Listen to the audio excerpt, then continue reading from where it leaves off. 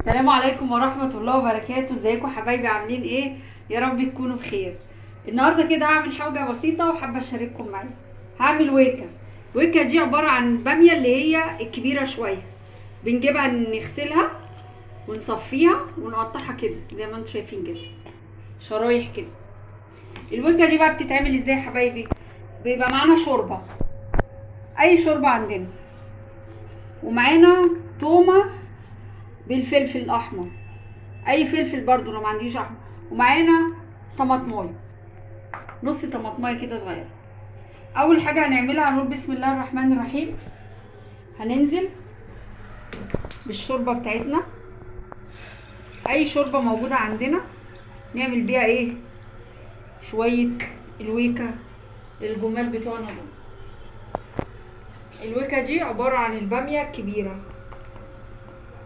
طبعا الاكله دي ناس كتير قوي بتحبها وسهله جدا وما بتاخدش معانا وقت. زي ما انتم شايفين كده بنضيفها مع الشوربه، هي بتغلي معانا بقى ايه، وبنحط لها الطماطمايه دي تغلي معاها كده اهو زي ما انتم شايفين. بتغلي معاها، ودي التومه بتاعتنا اللي هنطشها عليها بعد ما تغلي.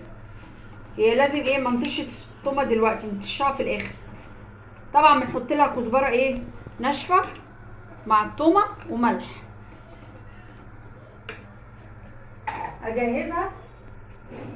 اجهزها حبايبي وارجع لكم.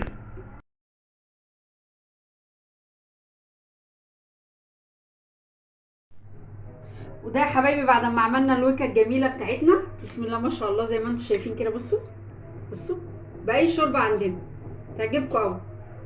وهي بتغلي تضربوها بالمضرب كده وهي بتغلي على النار. يكون معاكم مضرب سيب كده تقدروا تضربوا فيها وهي على النار، تطلع معاكم سايله وجميله بالمنظر ده وبالهنا والشفا. بس بسم الله ما شاء الله مش قادره اقول لكم على ريحتها بعد ما طشيت عليها الطمايه. وما شاء الله جميله. وما تنسوش بقى اللايك الجميل بتاعكم والاشتراك عشان يوصل لكم كل جديد انا بعمله. واشوفكم في يوم جديد مع اكله جديده، ومع الف سلامه حبايبي.